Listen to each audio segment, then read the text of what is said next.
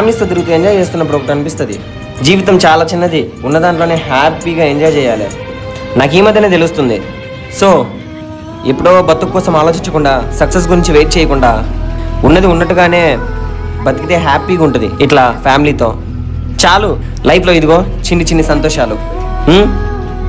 Bye చెప్పండి. Hi guys, this is Siddharth and also Siddipalli. So ఈసారి match ఏంటంటే మా ఊర్లో ఎగ్జిబిషన్ పెట్టారనమాట.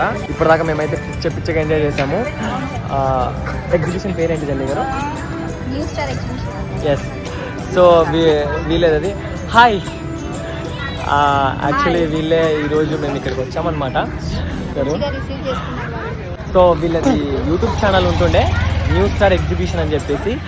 వీళ్ళది నంద్యాల. మాకు నంద్యాల ఇక్కడ నుంచి జస్ట్ 2.5 hours అంతే. నంద్యాలే కదా, నంద్యాల. సో నంద్యాల వాళ్ళు ఎవరున్నా సరే ఈ వీడియో చూడండి అండ్ ఎగ్జిబిషన్కి వెళ్ళండి, మంచిగా ఎంజాయ్ చేయండి. మేమైతే ఈరోజు మా అమ్మ, నేను, జనని గారు, వీళ్ళ ఫ్యామిలీ మొత్తం హ్యాపీగా ఎంజాయ్ చేసాము.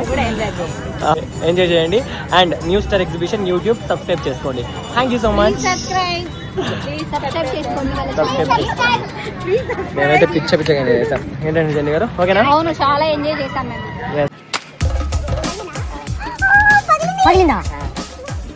నేను పుట్టినప్పుడు పగలేదు, అందుకే దేవుడు ఎప్పుడు అమ్మలో అయితే ఉంటాడు.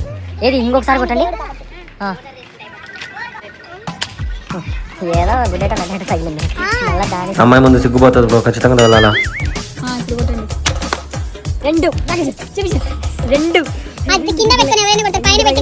ఎట్ట కొట్టినా అనేది ముఖ్యం, పగిలిందా లేదా అనేది ముఖ్యం. Thank you bro.